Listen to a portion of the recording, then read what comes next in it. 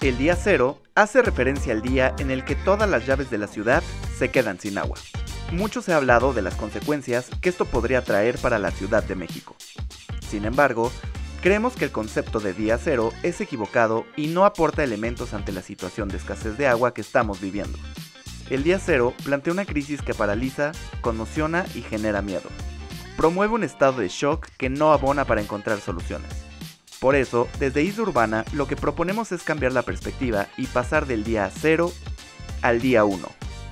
El día 1 en el que cambiamos nuestra relación con el agua. El día 1 en el que comenzamos a cambiar nuestros hábitos de consumo. Un nuevo comienzo en el que nos posicionamos frente a la crisis y nos involucramos de manera activa para transformar la realidad del agua. Para lograrlo, hemos decidido ir a conocer gente que ya ha dado el primer paso. Personajes que inspiran con su acción y nos muestran cómo es posible cambiar el paradigma. Cómo podemos pasar de un día 0 al día 1. Desde Isla Urbana queremos compartir una serie de entrevistas con expertos en temas relacionados con el agua que nos ayudarán a entender el problema del agua y cómo a partir de acciones concretas podemos transformar esta situación. Esta es una invitación para que tú seas parte de esta toma de conciencia colectiva. Toda gran travesía comenzó con un primer paso. Forma parte del día 1. Hola, ¿cómo están? Pues estamos en una entrevista más, en una conversación más de esta serie que llevamos ya un rato realizando acá desde Isla Urbana, con gente que lleva a cabo proyectos o acciones que se relacionan directamente con el agua o incluso indirectamente, aparentemente. Y entonces por eso tengo el gusto hoy de tener por acá a Raquel Jiménez. Ella es directora de Acción Global de Reforestamos México. Muchas gracias por estar por acá, Raquel. Muchas gracias a ti, Navani, a Isla Urbana, por habernos invitado el día de hoy. Con mucho gusto de platicarles más acerca de nuestro trabajo. Sí, súper. Porque bueno, pues como el nombre ya lo dice, pues se dedican a la reforestación. Pero creo yo que es un tema que parece como muy sencillo, pero no lo es, y a veces además hay un montón de desconocimiento de la importancia. Entonces la idea de hoy es justo que nos puedas ayudar a clarificar ciertos aspectos sobre la reforestación, que además está relacionado directamente pues con el agua y el abasto o desabasto de esta. Quizás para empezar lo que te pediría, Raquel, es que nos platiques un poco más qué significa reforestar como concepto, como acción, y a qué se dedican ustedes en Reforestamos México. Sí, como bien lo mencionas, Reforestamos México ya nos dice mucho de lo que hacemos. Sin embargo, ya el nombre a veces nos queda corto entre tantas actividades que estamos realizando. Para concentrarnos en la parte de reforestación, esta parte implica esa plantación de árboles, de arbustos, de vegetación en zonas donde les hace falta, principalmente tierras degradadas, muchas veces en áreas naturales protegidas, que van a ser esas áreas clave por biodiversidad, porque precisamente cumplen con esos servicios ambientales o ecosistémicos, como puede ser la infiltración del agua, y que van a ser prioritarios para que contemos con muchos beneficios todas las personas, sobre todo en las ciudades, que es donde estamos más personas habitando hoy en día, ¿no? Entonces, reforestar es eso, plantar árboles.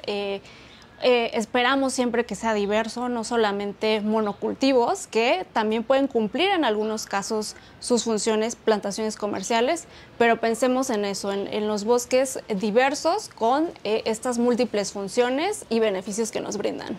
Uh-huh. ¿Cómo llevan a cabo ustedes estas reforestaciones? ¿Es a través de voluntariados? ¿Tienen gente que se dedica? ¿Qué técnicos componen una organización como la de ustedes? Sí, en nuestro caso el programa se llama Mejores Alianzas, Mejores Bosques. Ya llevamos desde 2011 alrededor trabajando en diferentes estados de la República Mexicana. Nuestro esquema busca colaborar con diferentes sectores, con el gobierno, con el sector privado, con los ejidos, las comunidades, que son quienes son estas personas dueñas de estos territorios donde vamos a reforestar, y en muchas ocasiones con jóvenes que nos ayudan a hacer la parte de guías con el voluntariado. Efectivamente, el voluntariado es corporativo, entonces ahí la invitación es a trabajar con las empresas para que las personas colaboradoras puedan integrarse, puedan conocer más sobre los bosques y estar desarrollando este tipo de actividades directamente. Entre las personas especialistas que están en nuestro equipo están desde ingenieras, ingenieros forestales, biólogos, gente que ha estado trabajando ya con la sociedad y que tiene estas facilidades para poder estar colaborando, sobre todo con la gente del territorio, que es lo que más nos interesa. En Reforestamos nos gusta mucho decir esta parte de la gente que vive en y de los bosques, porque finalmente en México gran parte del territorio boscoso está en manos de estos ejidos y comunidades. Son los dueños y dueñas de estos bosques, ¿no? ¿Cuántos árboles se reforestan, bueno, ustedes en su organización anualmente, o en hectáreas, o en cómo lo miden? Sí, pues alrededor de 100, más de 100 hectáreas, también dependiendo de las empresas que estén reforestando. Ellas adoptan entre 1, 2, 3, de acuerdo un poco a la capacidad, porque también no buscamos tanto a veces las reforestaciones masivas, sino que sean de calidad. Y mucho el programa se extiende a un mediano plazo de 3 años, donde sí la parte primera es ir a ver el lugar, el sitio, un scouting de las condiciones, para ver cuáles van a ser las especies más adecuadas, cuáles son las condiciones, y entonces sí después tenemos ya la jornada de reforestación con el voluntariado.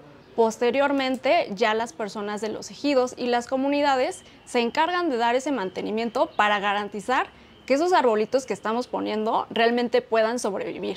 Entonces, eso nos garantiza una muy buena supervivencia para entonces ya estar hablando en un mediano o largo plazo incluso de una restauración, ¿no?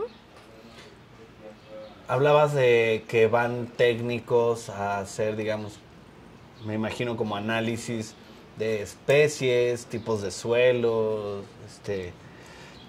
¿cuál es el riesgo de reforestar incorrectamente un lugar? Que me imagino pues significa colocar ahí especies de árboles que no correspondan, que no son originarias y que rompan el equilibrio o generen daños colaterales, ¿no? Sí, esa parte es muy importante. Quizás lo podría distinguir en 2 ámbitos, la parte ambiental, que ya empiezas a mencionar un poco, y la parte social. En cuanto a la parte social, es precisamente ese trabajo con las personas de la comunidad, porque enfatizo mucho esta parte, ¿no? Ellos y ellas son las dueñas de estos territorios, quienes nos están permitiendo trabajar con ellos. Entonces necesitamos también conocer cuáles son sus necesidades y cómo es la forma en que también les estamos apoyando, ¿no? Entonces, de entrada, ir con los ejidos, con las comunidades, platicar con ellos, conocer si tienen ese interés, esas necesidades para estar en la reforestación, y ya la parte ambiental, donde entonces sí se analizan las condiciones del suelo, pues temas ya de caracterización de ese lugar, de ese ecosistema, para entonces sí determinar qué especies van a ser las más adecuadas, ¿no? Por supuesto buscamos que sean nativas, pero muchas veces sí ver esa parte de qué es lo más adecuado, qué es lo que se necesita en determinado sitio, que por supuesto favorezca los temas de biodiversidad, no sé, por ejemplo, de aves migratorias, el tema de la mariposa monarca, todas esas diferentes especies que viven en ese tipo de hábitats en particular, ¿no? Entonces, para quienes, por ejemplo, tienen esta idea romántica de que reforestar pues es ir un fin de semana, ensuciarse un poco las manos y plantar un arbolito y luego regresar ya 15 años después a ver cómo creció ese arbolito, no es así. Una reforestación implica un montón de trabajo, de cuidado. Como ya decías que son las propias comunidades las que lo cuidan, pero ¿qué se cuida en una reforestación? O sea, una partecita nada más es la de llegar y plantar, quizás es como el primer paso, pero son un montón, ¿no? ¿cuáles son los pasos, los cuidados que se le dan a un árbol para que llegue a una edad madura y que pueda ya sobrevivir solo?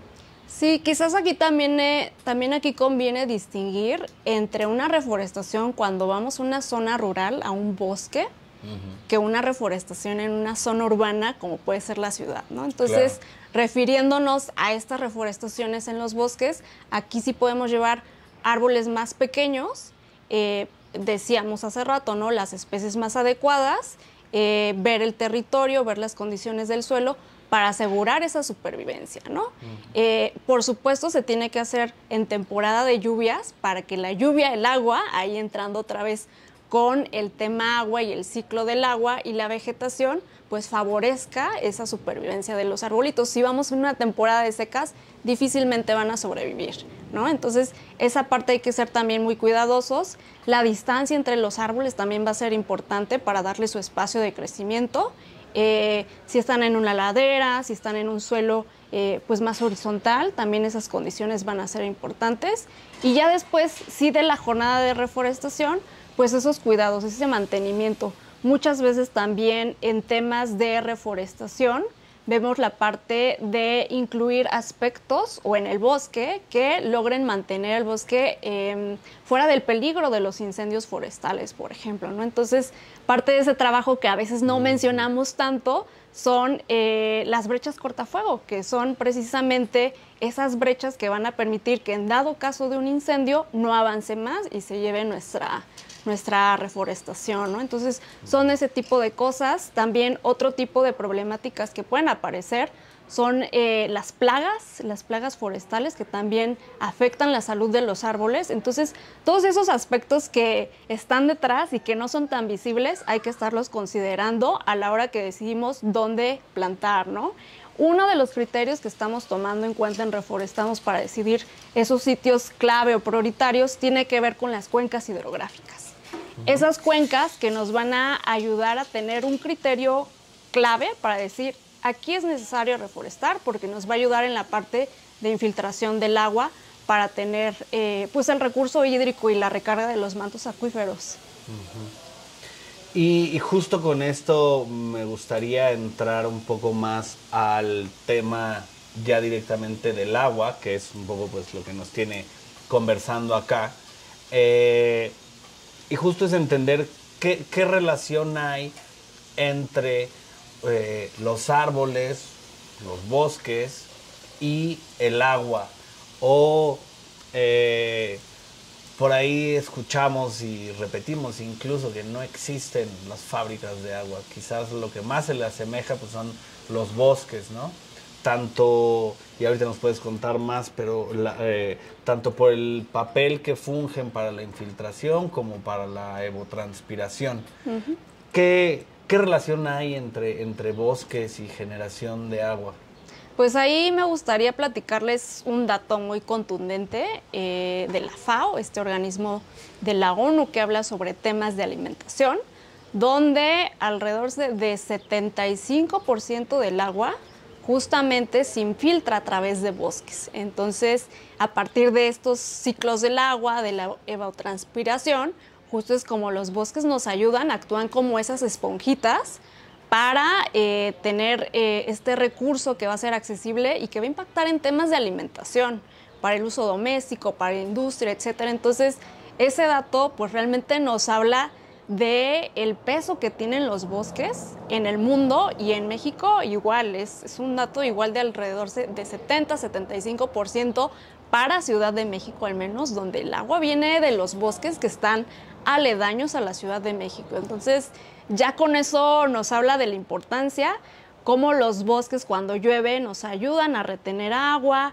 las hojas que se van cayendo nos ayudan a crear esa masa orgánica que cae al suelo y que funciona también como esponja para que el agua, si el suelo estuviera seco, pues no es tan fácil que infiltre, ¿no? Entonces ahí se puede retener el agua, se absorbe con las raíces y esto nos permite, como tú mencionas, ¿no? Tener esas fábricas de agua, esas fábricas naturales que tenemos en la naturaleza. sabemos que trabajan con tierras degradadas.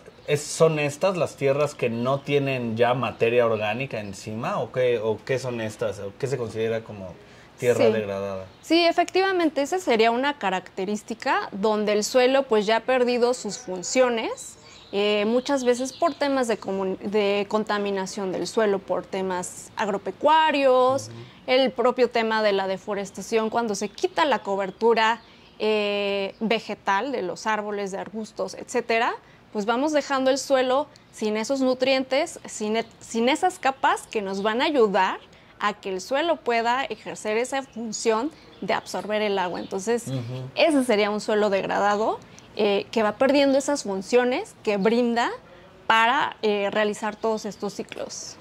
Que justo platicábamos hace unos días, ya tiene más de una semana, con Humberto Moro, un experto él le llama cosecha inteligente de lluvia, cosecha en sitio. Y él decía, hablando justo de tierras degradadas y demás, decía, lo que necesitamos es que el agua se mantenga, retenerla el mayor tiempo posible, ¿no? Y él hablábamos en algún momento justo de las reforestaciones. Él como trabaja, o lo que hace es que genera como surcos. Pues si la pendiente está así, pues los surcos así para tratar de retener el agua el mayor tiempo posible. No sé si ustedes dentro de Reforestamos hagan este tipo de acciones, y si no, pues existen cada vez más técnicas, más tecnologías, algunas muy simples en realidad, que se pueden ir incorporando dentro de los trabajos que se hacen, ¿no? ¿Qué opinan, digamos, de esta mezcla de técnicas que se pueden ir pues acumulando para volver cada vez más potentes los trabajos que por sí ya hacen, ¿no? Que además cabe mencionar y bueno, agradecer el trabajo que hacen, que aunque se hace solo en una zona, pues nos impacta, como ya lo mencionabas, pues a la ciudadanía en general, ¿no?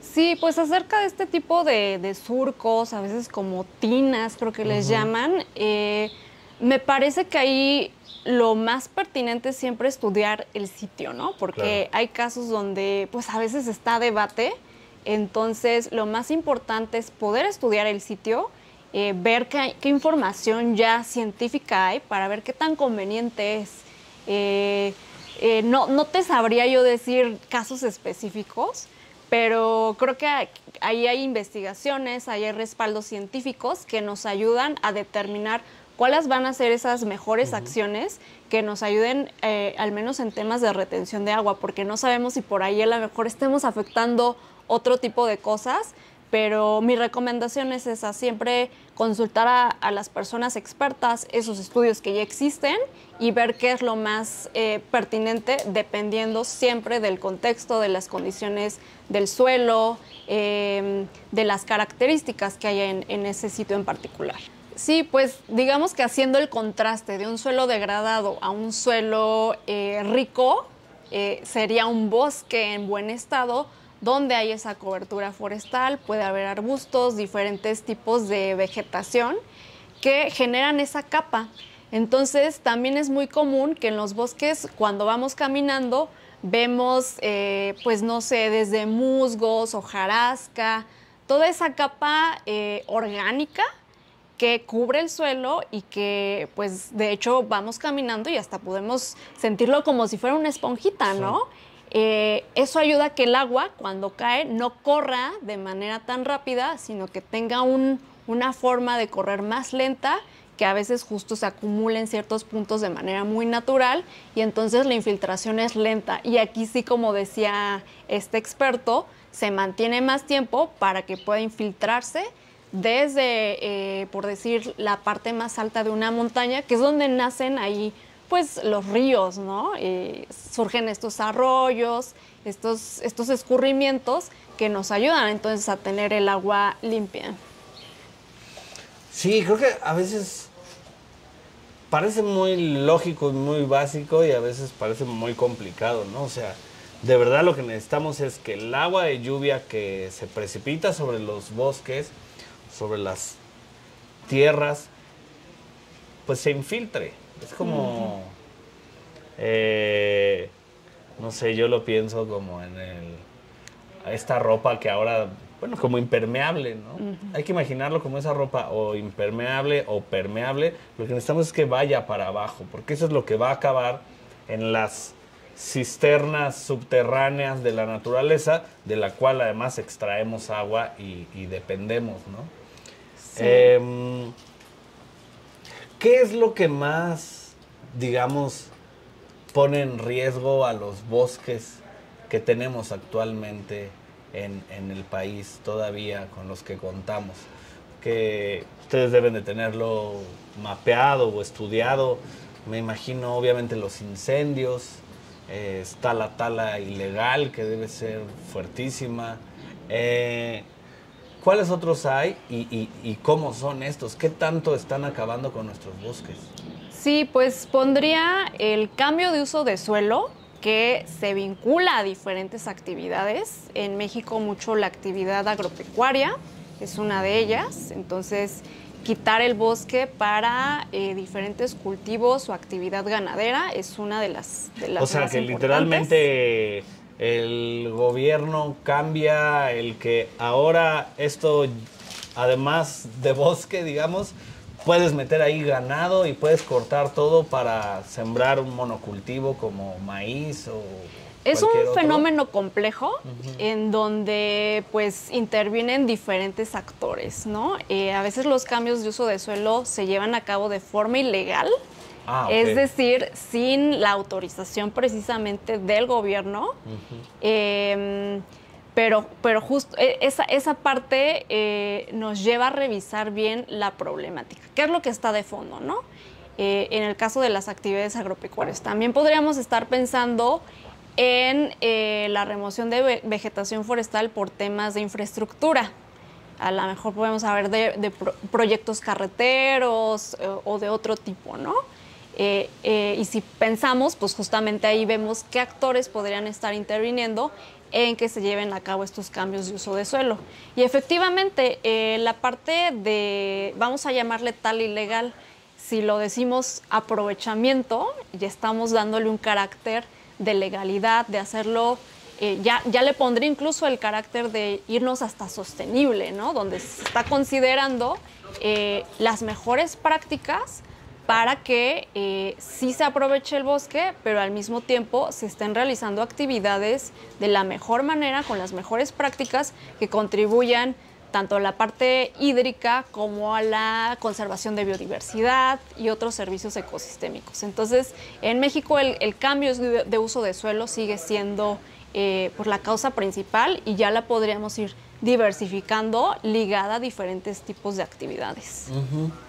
Pero sí hay un mercado de tala ilegal, de maderas ilegales grande en México, ¿no? Yo leía por ahí de un dato súper elevado del porcentaje de maderas que provienen de, digamos, que no tienen trazabilidad y no sabes de dónde vienen, o sea, deben de ser lo más seguro ilegales, aserraderos ilegales que no tienen registro y que cortan maderas de zonas o de conservación o de espacios donde no se debería hacer o que no cumplen con los requisitos que muchas veces para mantenerlos sostenibles los bosques, pues talas tantos árboles, siembras tantos y en tal cantidad de tiempo.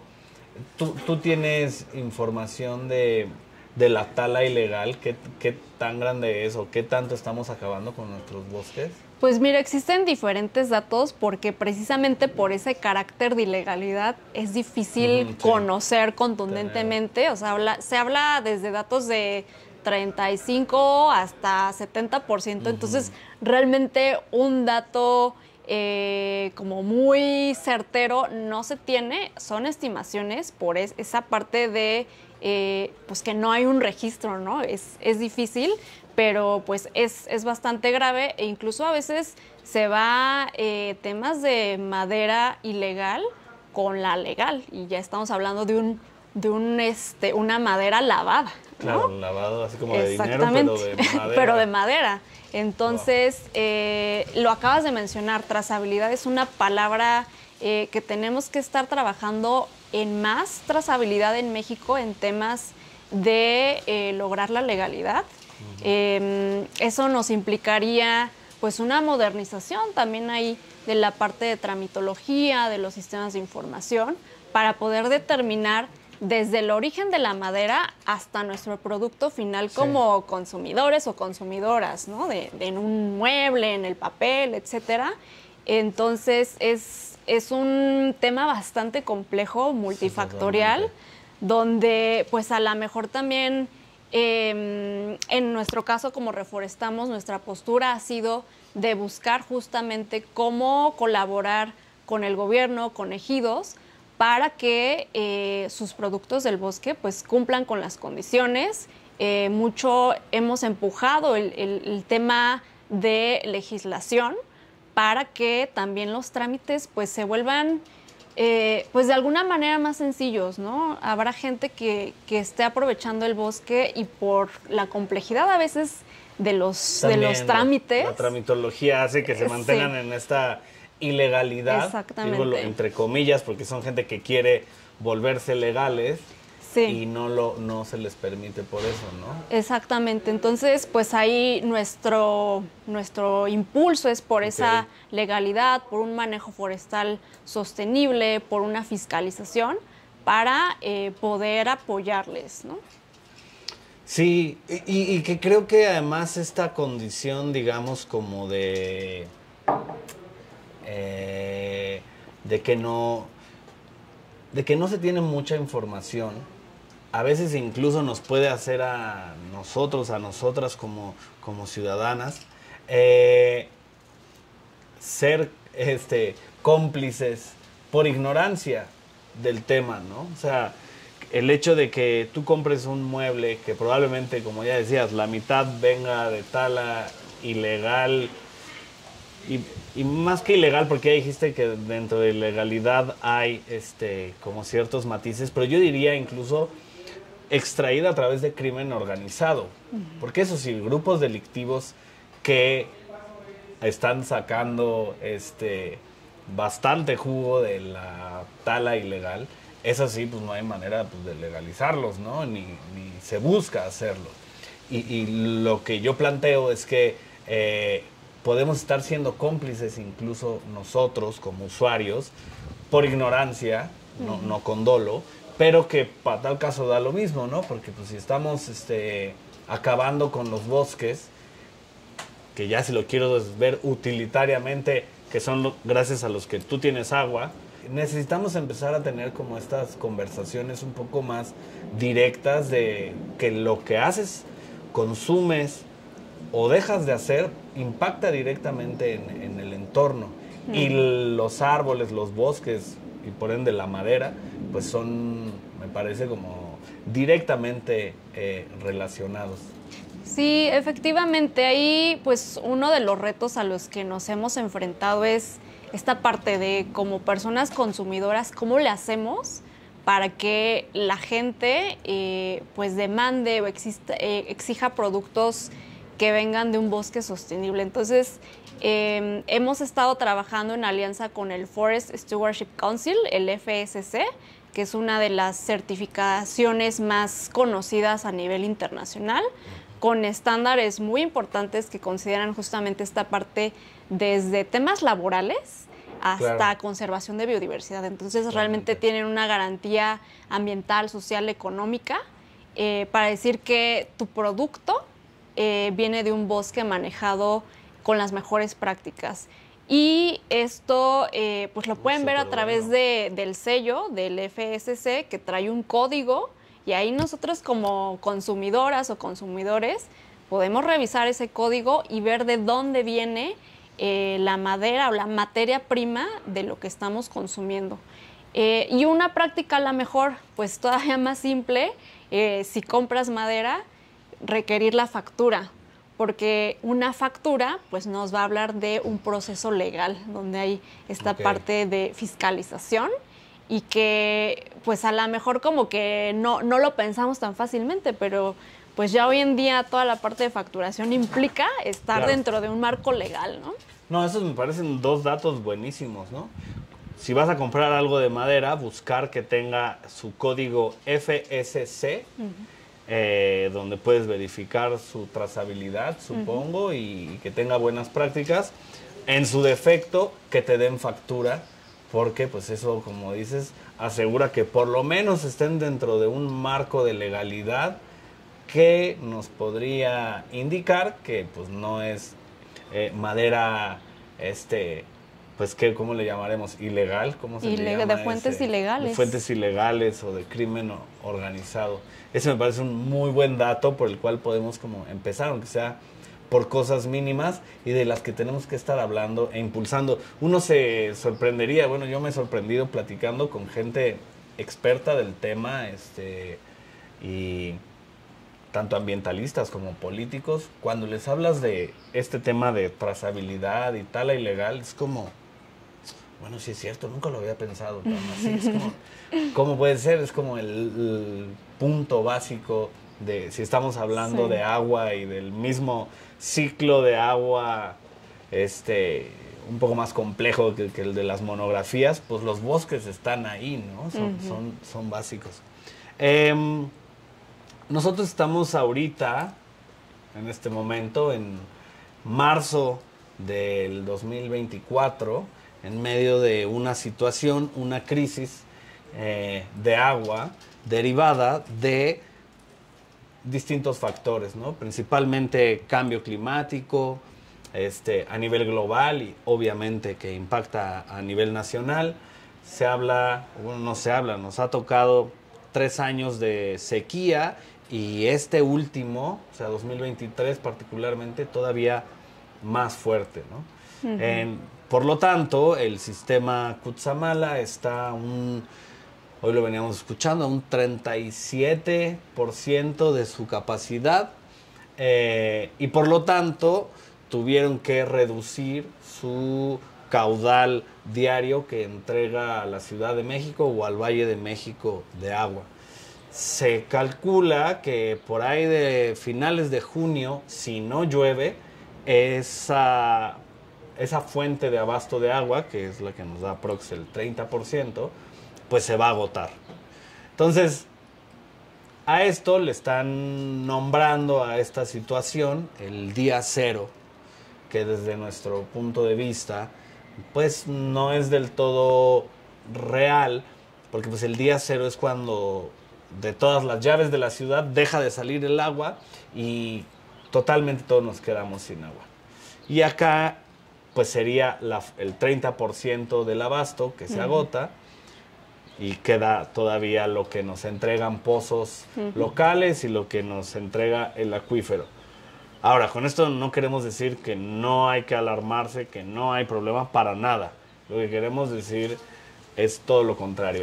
Tenemos una situación de crisis a la que, de nuevo, le estamos llamando el día cero, pero que desde nuestra óptica, lo que hace este día cero o a lo que invita o desinvita es a hacer algo, a activarse y a accionar. Más bien invita a tener miedo, a paralizarse, a realmente no encontrar soluciones, sino más bien solo señalar culpables.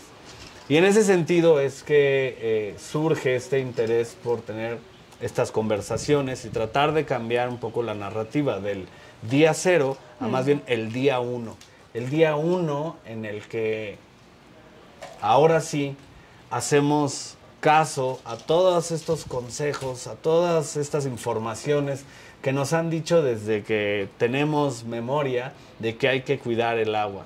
El día uno en el que nos activamos como colectivos, como organizaciones, como proyectos, a llevar a cabo acciones que favorezcan la preservación, la conservación, el cuidado, la reutilización del agua.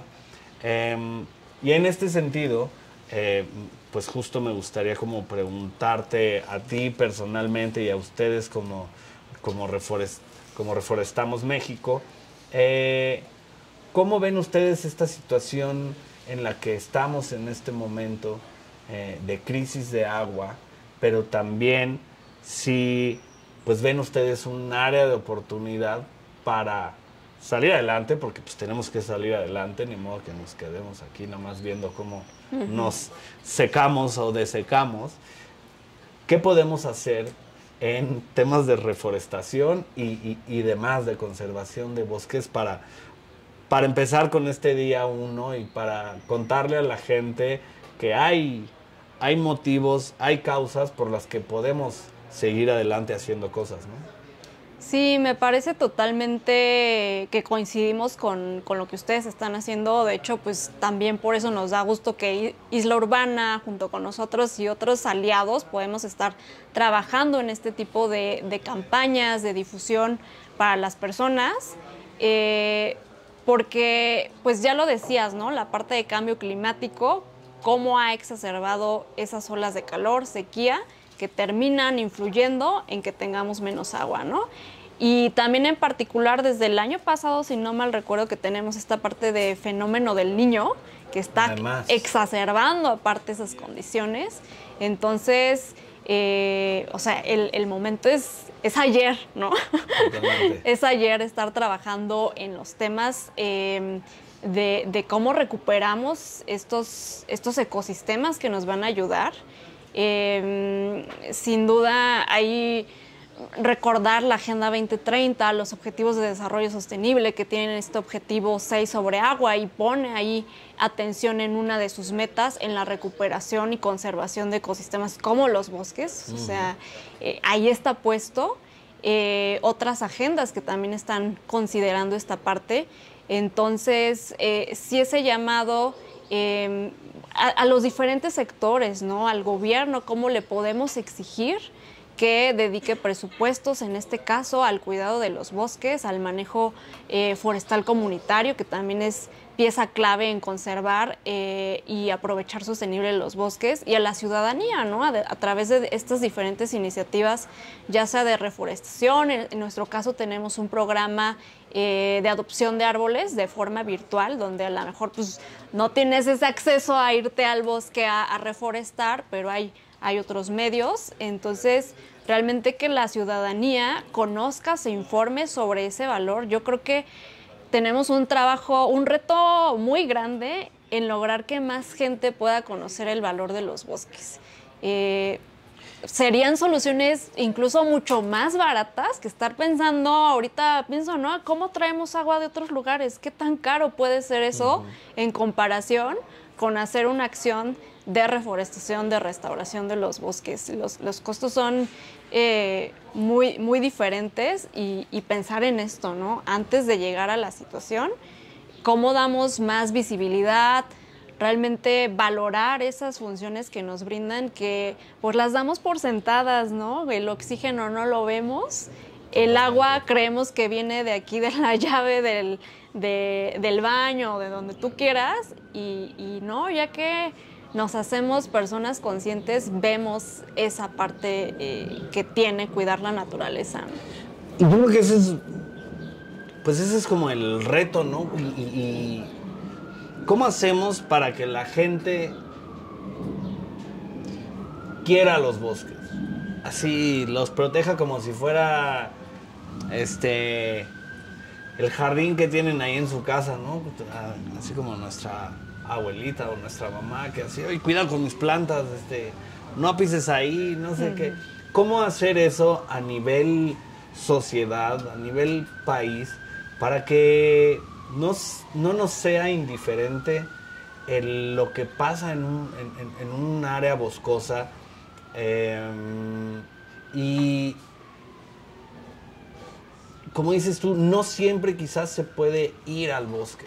Pero ¿qué caminos encuentras tú? Digo, también los de ir, por supuesto, que debería de ser, ¿no? De hecho, hoy en la mañana estuvimos en el bosque de Chapultepec, entrevistando ahí a la directora, y fue muy interesante también lo que nos contó. Nos hablaba de 23 millones de visitantes anualmente al bosque. Decía, qué locura, o sea, es toda la cantidad de gente que vivimos en el valle. Si la gente que va al bosque de Chapultepec, en este caso que tenemos el dato, sale trastocada, queriendo, valorando más los bosques, pues ya es un super logro, ¿no?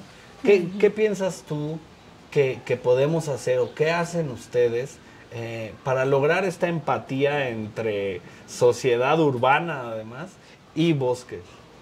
Sí, pues yo creo que parte de eso es cómo nos relacionamos con la naturaleza, con el árbol que tengo aquí afuera en mi banqueta, con el parque al que voy a correr, con el bosque de Chapultepec. Aquí en la Ciudad de México tenemos una ventaja muy grande de que somos una ciudad con muchos bosques, Chapultepec, Bosque de Aragón, Los Coyotes. Toda la ciudad tiene Tlalpan, pues ya en la parte más periurbana, el Desierto de los Leones, el Ajusco. Realmente somos una ciudad privilegiada y esa parte de contar con la información, que le llegue a la gente la información, porque pues no me dejarás mentir, cuando nosotros nos dedicamos a estos temas, ya empezamos a conocer, le contamos a nuestras familias, a nuestras amistades, pero cuando no estás en este ámbito, a veces no te llega esa información, ¿no? Entonces, creo que como organizaciones, incluso los medios, tienen un rol en cómo difundir más información, ¿no? Y eso desde la ciudad, exigir más de esa parte. Entonces, la Ciudad de México, pensamos ciudad y ya es todo urbano, todo gris, pero realmente la mitad del territorio de la ciudad pues es verde y se le llama suelo de conservación. Entonces, eso nos habla de toda esa riqueza y además es una de las ciudades en la parte urbana más arboladas. Ya decíamos, estos diferentes bosques o parques urbanos, más el tema de barrancas que hay en las ciudades y que también ayudan en temas de infiltración de agua, me parece que lo tenemos a la mano y es un tema de movilizarnos más.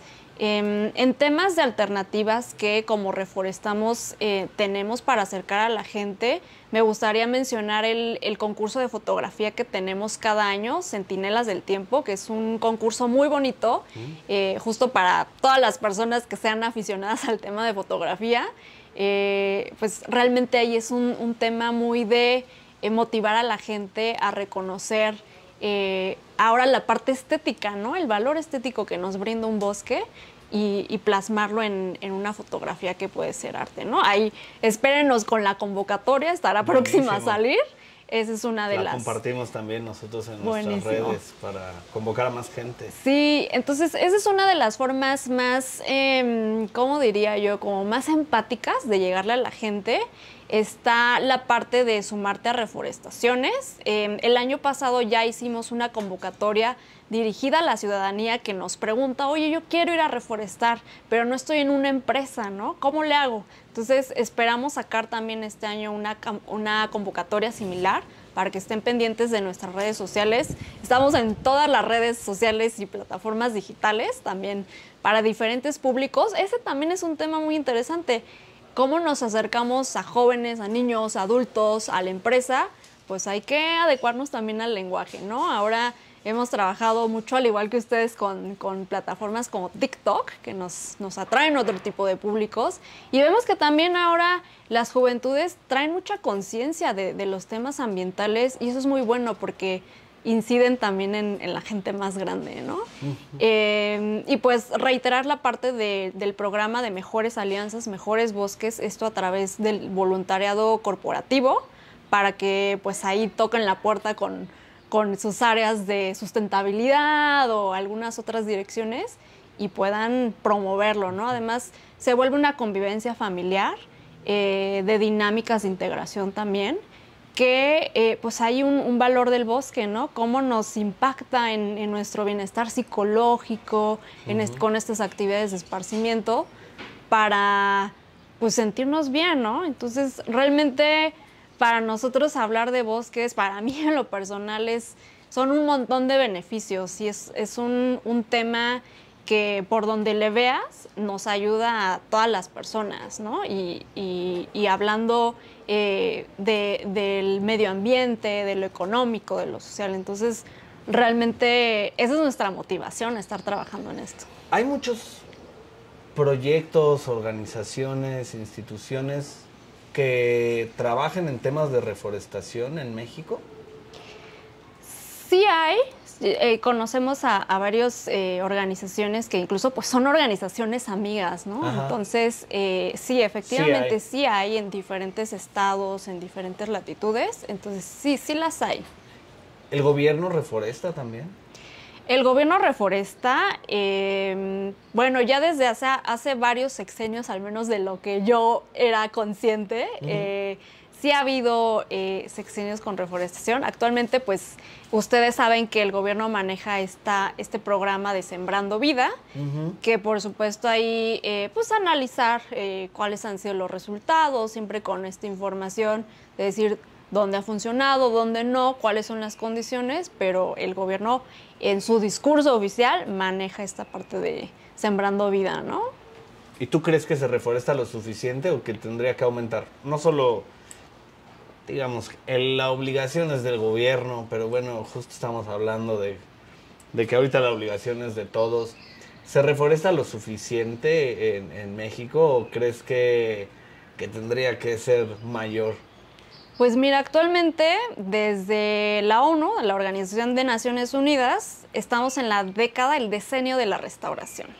Okay. Entonces,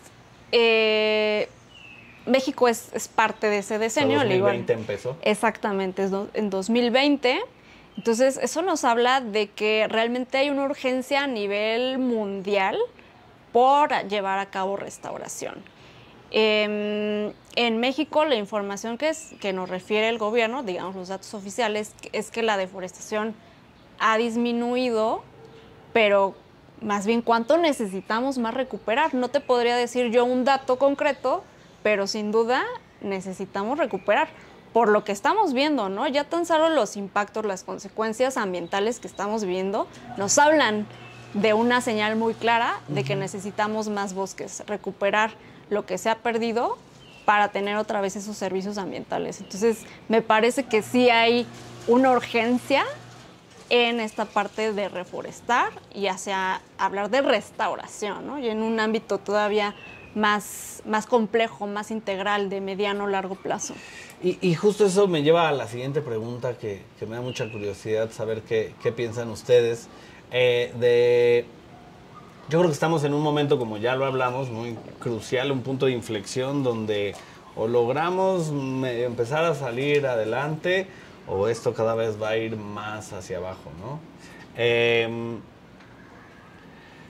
Yo pienso que es momento de incluso empezar a plantar bosques, árboles, donde no necesariamente haya existido uno, lo cual no solo es regenerar los espacios, sino tener que empezar a poner bosques donde probablemente no los existía. ¿Qué piensan ustedes de esta aforestación, como se le conoce, y si creen que tiene algún impacto, que podría tener un impacto positivo? Sí, pues ese tema tiende a ser bastante controversial, porque si pensamos en el ejemplo de pastizales, hay que reconocer que el ecosistema pastizales también cumple ciertas funciones, ¿no? Entonces, pues realmente me parece que nuevamente tener la información, los estudios, antes que lanzarnos a cambiar un ecosistema que ya preexistía por hacer un nuevo bosque. Yo creo que esa es la clave, y sí más bien recuperar esas tierras degradadas que en el pasado, a lo mejor analizando justo mapas históricos, podríamos ver que fueron un bosque, y de eso hay bastante para recuperarlo antes que cambiar otro tipo de ecosistema y hacerlo un bosque, ¿no? Sí, más bien sería justo, ¿no? Como recuperar bosques antiguos que luego ya pasaron a ser tierras agrícolas y ahora incluso pueden ser tierras erosionadas o desgastadas, para recuperar eso. Sí, por supuesto, los ecosistemas como los pastizales, como los que hay a las afueras de la ciudad, ¿no? Que mucha gente dice, no, pues aquí no crece nada. No, ¿cómo no? Esos pastizales que son bajos tienen una función ecosistémica. Exactamente. Y digo, además, poner un bosque ahí no es sencillo, porque son condiciones complejas que justo pues, los pastizales son los que sobreviven ahí por algo en particular, sí. ¿no? Incluso me gustaría compartirte una de nuestras experiencias en Villa del Carbón, donde hemos trabajado con la plantación de arbolitos de Navidad. Y esto se hizo en tierras que anteriormente pues, fueron como deforestadas, agrícolas, y se están recuperando para el tema de los arbolitos de Navidad. Entonces ahí ya tenemos un modelo productivo que sustituye algo que a lo mejor iría degradando más el suelo y que los arbolitos pues estarían cumpliendo estas también diferentes funciones ya como un ecosistema forestal, pero con esas condiciones. Y de hecho, este proyecto de los arbolitos de Villa del Carbón que hemos estado apoyando, cuentan con esas buenas prácticas porque tienen su certificación de FSC. Entonces nos están garantizando un manejo forestal sostenible, ¿no? Hay Claro. diversos ejemplos que podemos tomar en un tema de restauración productiva, ¿no? ¿Se puede llevar a cabo reforestaciones urbanas? ¿Existe? ¿O Sí. es, digo, porque de pronto se considera como que pues, bosques y reforestaciones solo son en zonas boscosas lejos de la ciudad, pero dentro de la ciudad ¿se puede? Sí, claro que sí, claro que sí. También ha habido diferentes campañas. En nuestro caso hemos tenido varias experiencias. No ha sido tanto nuestro enfoque, pero sí hemos estado trabajando ya más en el ámbito urbano y sin duda se puede hacer.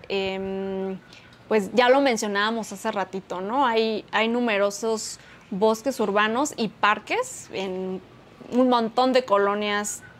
Tenemos de vecinos o vecinas parques urbanos donde se pueden llevar a cabo reforestaciones.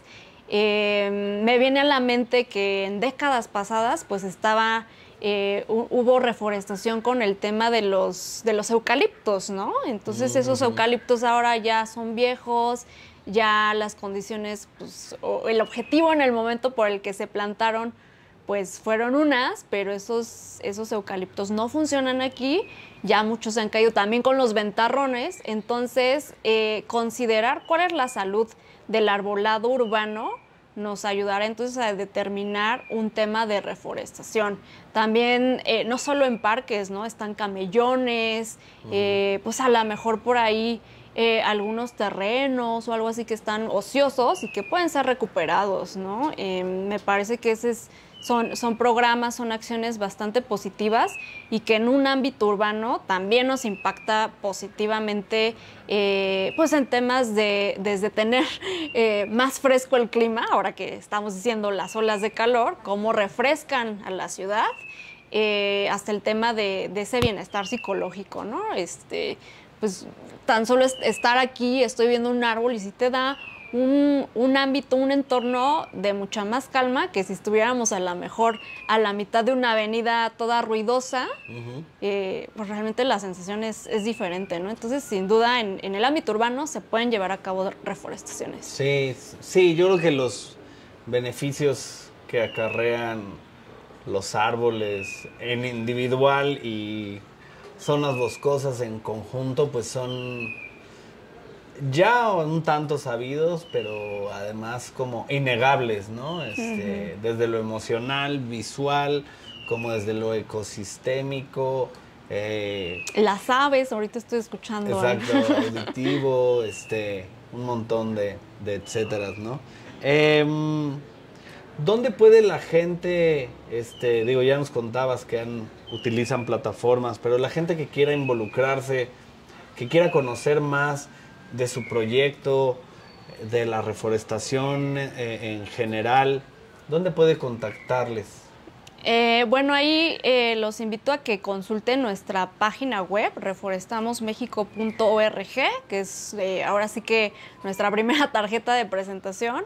Pero si prefieren ver pues materiales más audiovisuales, tenemos nuestro canal en YouTube. También ya hay muchos recursos en TikTok, donde es información mucho más amigable, mucho más digerible. Y yo creo que esas son de las tres principales para tener información más digerible, ¿no? Sí, pues eso.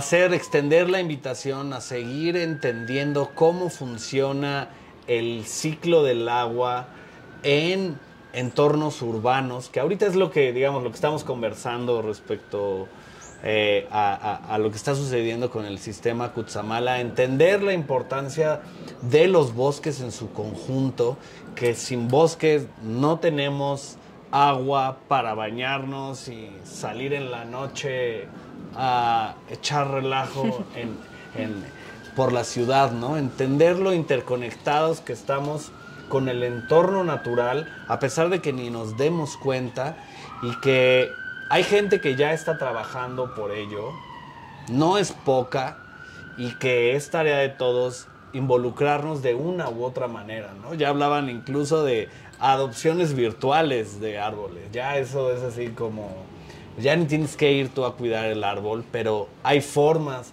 de involucrarse, de cuidar, no solo de cuidar el agua, que lo debemos de hacer, sino de también cuidar a los generadores de agua y apoyar a quienes están trabajando pues en esto, ¿no?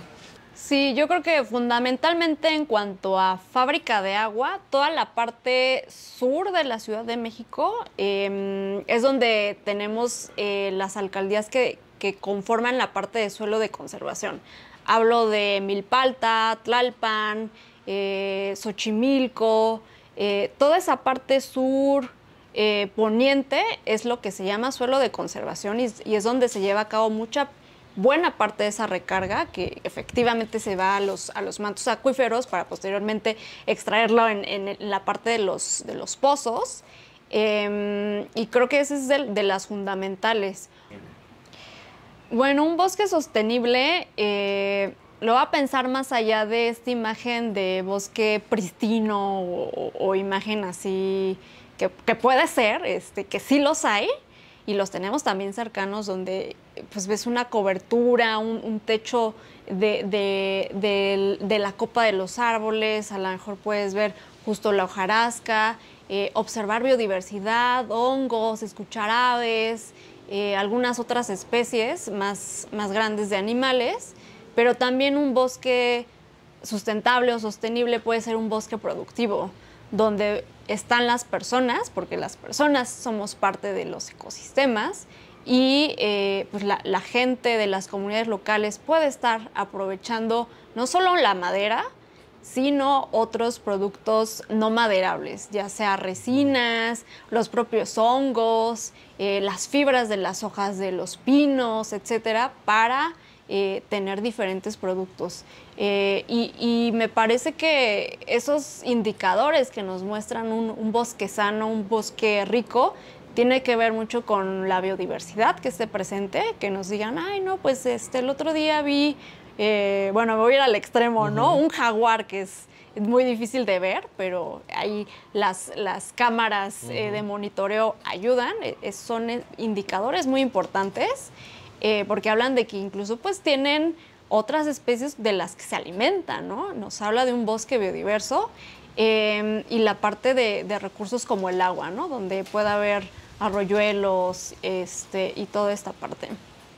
Sí, también quisiera hacer una invitación que desde la banqueta de tu casa, desde la ventana de tu casa o en el trayecto de camino a tu escuela, a tu trabajo, puedas observar la vegetación que está a tu alrededor, los árboles que ves.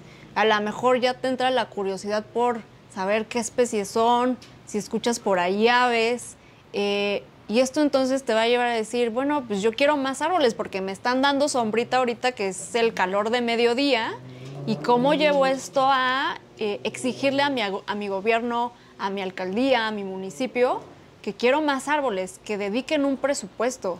Y aquí un poco el anuncio, estamos colaborando con la FAO y con una organización que se llama Arbor Day Foundation en una iniciativa para reconocer a esos municipios, esos gobiernos locales que están haciendo bien las cosas en temas de árboles en sus ciudades, que están dedicando esos presupuestos, que cuentan con información sobre el arbolado, si están sanos esos árboles, si tienen plaga, para que pues realmente desde la parte del gobierno se esté impulsando más que tengamos esos árboles y bosques urbanos.